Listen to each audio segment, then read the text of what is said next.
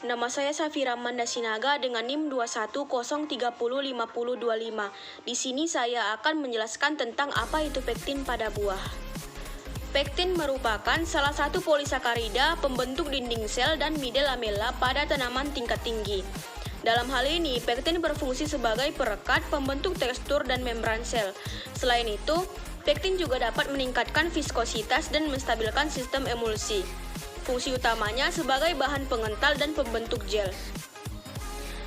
Pada industri makanan, pektin digunakan sebagai bahan pembentuk gel atau gelling agent, pengental, dan stabilizer pada berbagai produk seperti selai, jelly, produk-produk susu, permen, produk buah-buahan kemasan, jus, dan es krim sebagai penstabil.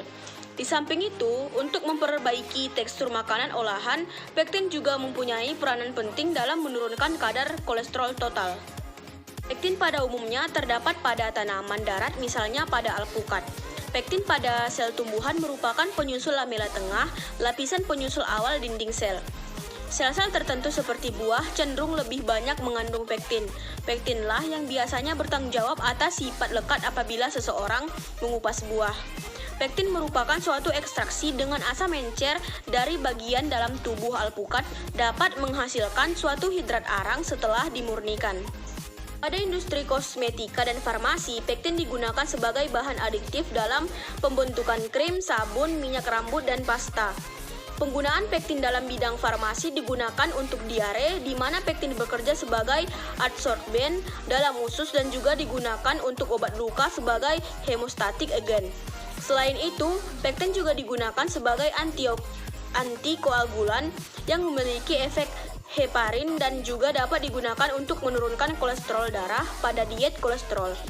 Pektin juga dilaporkan mampu digunakan sebagai antidotum yang efektif terhadap keracunan logam berat melalui pembentukan garam-garam yang tidak larut.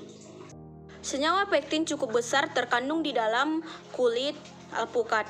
Pemanfaatan kulit alpukat sebagai sumber pektin diharapkan mampu meningkatkan daya guna dari kulit alpukat yang selama ini hanya dianggap sebagai limbah. Pada proses ekstraksi, pektin terjadi proses perpindahan massa terjadi ketika komponen pelarut yang terperangkap di dalam padatan bergerak melalui pori-pori padatan. Zat terlarut berdifusi keluar permukaan partikel padatan dan bergerak ke lapisan film ketika padatan selanjutnya ke larutan. Ekstrusi pektin dari kulit alpukat menggunakan prinsip ekstrusi padat cair, di mana terjadi perpindahan massa zat terlarut dari padatan ke padatan cairan yang berlangsung dalam dua tahap, yaitu difusi zat terlarut dari dalam padatan ke permukaan padatan dan perpindahan massa zat terlarut dari permukaan padatan ke badan cairan. Suatu komponen dalam suatu campuran berpindah dari suatu fase ke fase lainnya. Oleh karena itu, adanya perbedaan konsentrasi atau tekanan di antaranya dua titik. Pektin adalah substansi alami yang terdapat pada sebagian besar tanaman pangan.